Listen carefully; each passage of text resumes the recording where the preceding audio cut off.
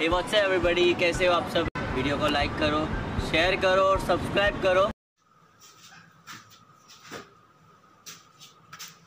Hello students, how are you?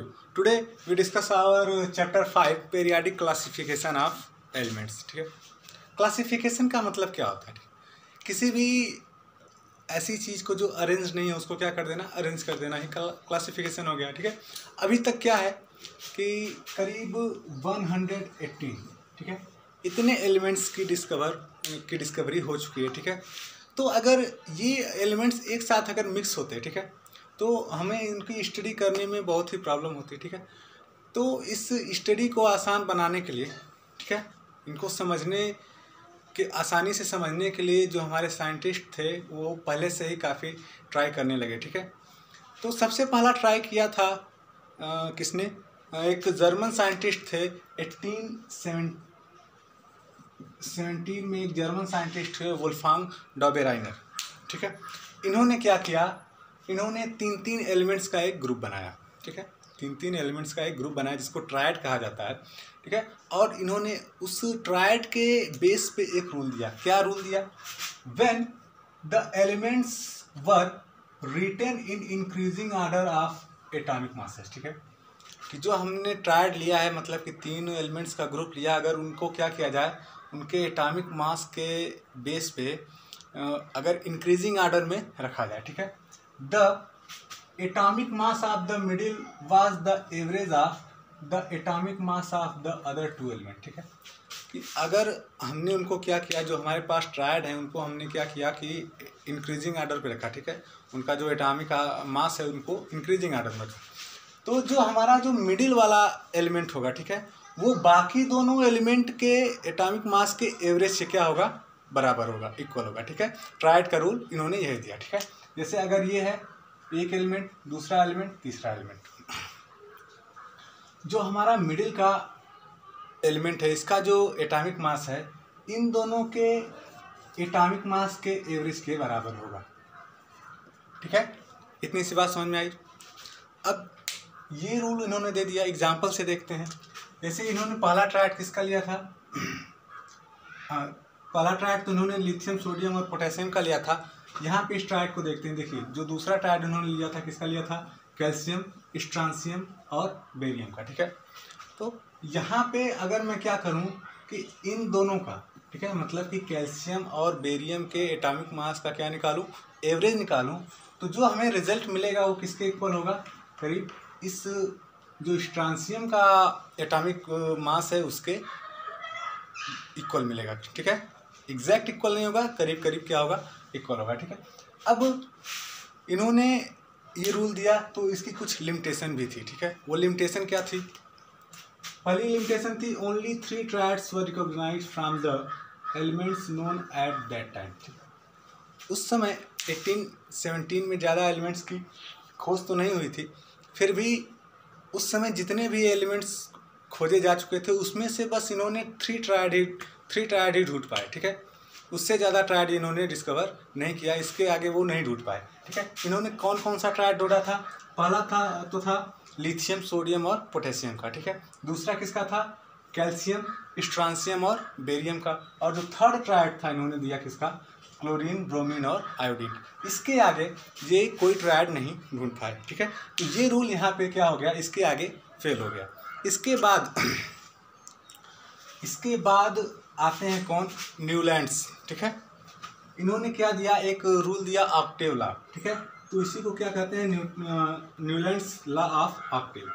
इन्होंने क्या किया, इन्होंने भी जो हमारे एलिमेंट्स थे, ठीक है, इनको क्या किया कि करीब इन्होंने अपना जो रूल दिया था वो दिया था 1866 में, और 1866 में करीब 56 एलिमेंट को खोजा जा चुका था। ठीक है, अब इन एलिमेंट्स को अरेंज करने के लिए सबसे पहला ट्राई किया, इससे पहले तो हमारे डॉबेनियर साहब ने ट्राई कर लिया था, ट्रायड दे दिया था। उसके बाद कौन ट्राई किया, न्यूलैंड्स ने दिया। ठीक है, इन्होंने क्या किया कि पहले देखते हैं इन्होंने क्या कहा, he arrange the then known elements in order of increasing atomic masses. इन्होंने भी क्या किया कि जो भी हमारे एलिमेंट्स उस समय तक डिस्कवर किए जा चुके थे उनको उनके मास के एटॉमिक मास के बेस पे क्या किया, इंक्रीजिंग ऑर्डर पे सेट किया, अरेंज किया, and found that the property is similar to the that of the first element. ठीक है, इन्होंने जब क्या किया कि जो भी हमारे एलिमेंट को एटॉमिक मास के बेस पे इंक्रीजिंग ऑर्डर में इन्होंने सेट कर दिया, अरेंज कर दिया, तो इन्होंने ये पाया कि जो हमारा 8वां एलिमेंट आ रहा है, ठीक है, जब हम काउंट करते जा रहे हैं 1 2 3 4 5 6 7 8, तो जो हमारा 8वां एलिमेंट आ रहा है वो क्या हो रहा है, उसकी जो प्रॉपर्टी है और जो हमारा फर्स्ट प्रॉपर्टी है वो क्या हो रही है, सिमिलर हो रही है। यानी कि फर्स्ट और 8 के एलिमेंट्स की प्रॉपर्टी में क्या हो रही है, सिमिलरिटी पाई जा रही है। ठीक है, इन्होंने क्या किया, he compared this to octaves found in music. ठीक है, इन्होंने जो म्यूजिक में ऑक्टेव पाया जाता है, इंडियन म्यूजिक में आप सभी को पता है कितने ऑक्टेव होते हैं, देखो सा रे गा मा पा धा नी। ठीक है, ये 7वें के बाद फिर 8वां आता है सा रे गा मा पा धा नी सा। ठीक है, तो इन्होंने इसको क्या किया, जो म्यूजिक में ऑक्टेव पाया जाता है इससे कंपेयर किया और इसी के आधार पे इसको क्या नाम दिया, ऑक्टेव ला दिया। ठीक है, अब इन्होंने जो ला दिया तो इसकी भी बहुत सारी लिमिटेशन थी। वो लिमिटेशंस क्या थी, आइए देखते हैं। ठीक है, पहली लिमिटेशन क्या थी, it was applied up to calcium. ठीक है, इन्होंने क्या किया कि जो भी इन्होंने it was applied up to calcium, जो भी रूल दिया इन्होंने ऑक्टेव ला दिया। ठीक है, इन्होंने कहाँ से इसको स्टार्ट किया था, इन्होंने इसको हाइड्रोजन से स्टार्ट किया था। ठीक है, सबसे लाइटर एलिमेंट से, और लास्ट वाला एलिमेंट इनका कौन सा था, इनका लास्ट एलिमेंट था थोरियम। ठीक है, थोरियम पे इसको ख़त्म कर दिया, क्लियर है।